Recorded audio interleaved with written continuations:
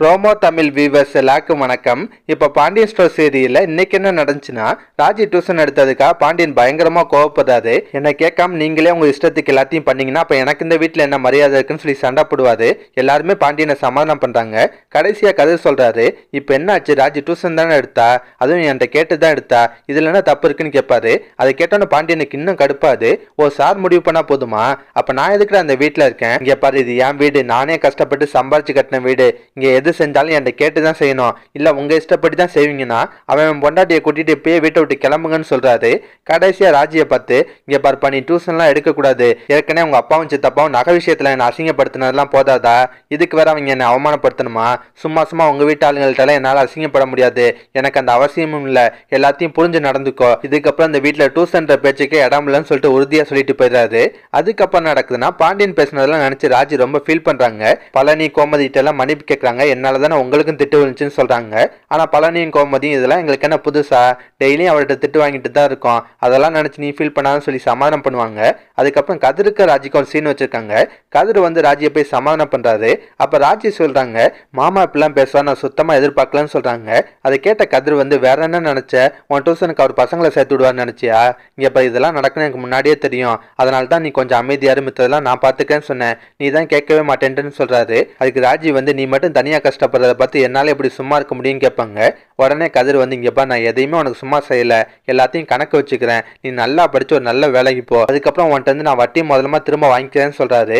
இதுக்கப்புறம் தாங்க ஒரு முக்கியமான சீனு. கதிர் பைக்கு தொடச்சிட்டு இருப்பாரு. முதல்ல தங்கமேல் தான் பேச்ச ஆரம்பிக்கிறாங்க. தம்பி இது ஓசி பைக் தானே, உங்க அண்ணன் எல்லாத்தையும் சொன்னாரு, எதுக்கு தம்பி அடுத்தவங்க பைக்கை ஓட்டணும், அதுக்கு பதிலாக மாமாட்ட மன்னிப்பு கேட்டு உங்க வீட்டு பைக்கை எடுத்து ஓட்டலாமே சொல்றாங்க. அதை கேட்ட கதிருக்கு செம்ம கடுப்பாது. நேரா தங்கமேல்கிட்ட வந்து, நான் சொல்றேன்னு தப்பா நினைச்சுக்காதீங்க, நீங்க எதுக்கு டியூஷன் விஷயத்தை அப்பாட்ட சொன்னீங்கன்னு கேட்பாரு. அதை கேட்ட தங்கமேலுக்கு ஷாக் ஆகுது. பதில் சொல்ல முடியாம முழிக்கிறாங்க. அப்ப கதிர் சொல்றாரு, டியூஷன் ராஜியோடது, அவளே இந்த விஷயத்த அப்பாட்ட சொல்லியிருப்பா, இல்ல அம்மா பக்குவமா சொல்லியிருப்பாங்க, ஆனா நீங்க ஆளுக்கு முதல்ல அப்பாட்ட இந்த விஷயத்த சொல்லி இவ்வளவு பெரிய குழப்பத்தை உண்டாக்கிட்டீங்க, இதுக்கப்புறமாச்சும் உங்களுக்கு சம்பந்தம் இல்லாத விஷயத்த தலையிடாம இருங்கன்ற மாதிரி மூஞ்சால அடிச்ச மாதிரி பேசிட்டு போவாரு. அதுக்கப்புறம் செந்திலி மீனாவையும் தான் கட்டுறாங்க. மீனா சொல்றாங்க, இன்னைக்கு ஆஃப் டேவோட எனக்கு ட்ரைனிங் முடியுது, இன்னைக்காச்சும் சொதப்பாம எங்கேயாவது என்னை வெளியே கூட்டு போங்கன்னு சொல்லுவாங்க. அதுக்கு செந்தில் வந்து, இங்கப்பா நீ எதுக்கும் கவலைப்படாத, நீயே ஆச்சரியப்படுற அளவுக்கு நான் அசத்துறேன்னு சொல்றாரு. லாஸ்டா செந்தில் வந்து உன்னோட பிளான் என்னன்னு கேட்பாரு. மீனாவும் அவங்க என்னென்ன பண்ண ஆசைப்படுறாங்களோ அது எல்லாத்தையும் சொல்றாங்க. அந்த டைம் பார்த்து கரெக்டா பாண்டியனும் கால் பண்றாரு. செந்தில் வந்து அந்த கால் அட்டன் பண்ண மாட்டாரு. பாண்டியனும் விடாம கால் பண்ணிட்டே இருப்பாரு. லாஸ்டா செந்தில் வந்து மீனாவை அனுப்பிவிட்டு அந்த கால் அட்டன் பண்ணி பேச போறாரு. அதோட தான் சீரியலை முடிச்சிருந்தாங்க. இதுக்கப்புறம் நடக்க வாய்ப்பு இருக்குன்னா, ஒன்னு பாண்டியன் வந்து செந்தில்கிட்ட வந்து ஏதாவது ஒரு பெரிய வேலை கொடுப்பாரு. அந்த வேலையை செய்யறதுக்காக செந்தில் மீனா கூட டைம் ஸ்பெண்ட் பண்ணாம போயிடுவாரு. அதனால மீனா ரொம்ப வருத்தப்படுவாங்க. ஒன்னு இப்படி நடக்கலாம், இல்லைன்னா மீனா கூட ஜாலியா டைம் ஸ்பெண்ட் பண்றதுக்காக செந்தில் என்ன பண்ணுவாரு, பாண்டியன் சொன்ன வேலையை செய்யாம விட்டுருவாரு. ஆமாங்க, இடையில பாண்டியன் கால் பண்ணா கூட அட்டன் பண்ணாம விட்டுருவாரு. இதனால பாண்டியனுக்கு செம கடுப்பாகும். ஊருக்கு வந்த பின்னாடி செந்தில்கிட்ட பயங்கரமா கோவப்படுவாரு. கொஞ்சம் கூட பொறுப்பே இல்லையான்னு சொல்லி திட்டுவாரு.